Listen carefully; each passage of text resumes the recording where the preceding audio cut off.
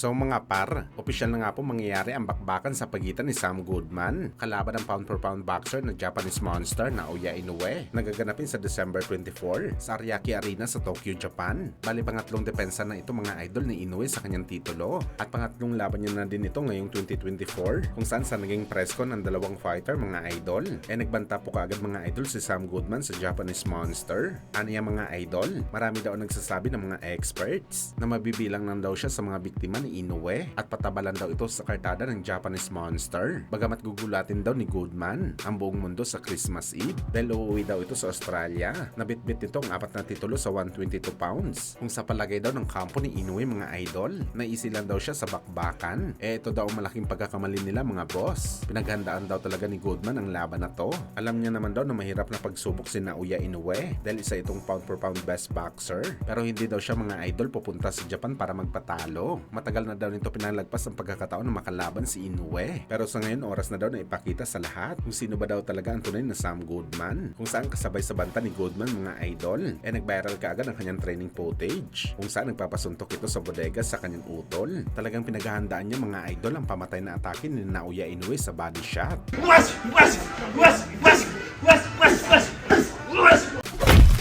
Sa kabilang banda naman mga idol, sa naging latest naman po na interview ng Unified Super Middleweight Champion Canelo Alvarez, natanong siya mga idol ng isang media na kung sakaling nag-cross daw dati ang landas nila ni Manny Pacquiao, ano ba daw ang kanyang prediction sa laban? Kung saan direktang sinagot dito mga idol ni Canelo Alvarez na isang no match daw sa kanya si Pacman sakaling naglaban sila dati. Hindi daw lalagpas ng 6 na rounds ang Pinoy legend sa kanya. Hindi daw nakikita ni Canelo mga idol na kaya i-handle ni Pacman ang lakas nito sa bakbakan kahit maglaban pa daw sila sa mismong prime ni Pacquiao at siya isang 154 pounder. Well, para sa atin mga idol, naniniwala tayo na malaki talaga ang tsansa na manalo ni Canelo kay Pacman dahil nga nasa malaking division ito mga idol. Pero hindi tayo sumasang-ayon sa sinabi ni Canelo na walang laban sa kanya si Pacman o baka siya pa talaga ang durugin ni Pacquiao. At ang dahilan bakit natin ito masasabi mga idol dahil sa common fight nila dati nang nilabanan nila si Miguel Cotto. Si Pacman nilabanan nito si Cotto mga boss na kinikilala dati na most feared boxer dahil halimaw ang suntok dati ni Cotto. Mismong prime na Cotto pang hinarap ni Pacman. Pero anong ginawa ni Boss Manny mga idol? Chinap-chap lamang nito si Cotto na parang karne. Samantala sa naging laban naman ni Canelo kay Cotto mga boss, pa-retired na si Cotto sa mga oras na yon. At dumaan pa si Canelo Alvarez sa life and death bago niya matalo si Cotto via decision pa.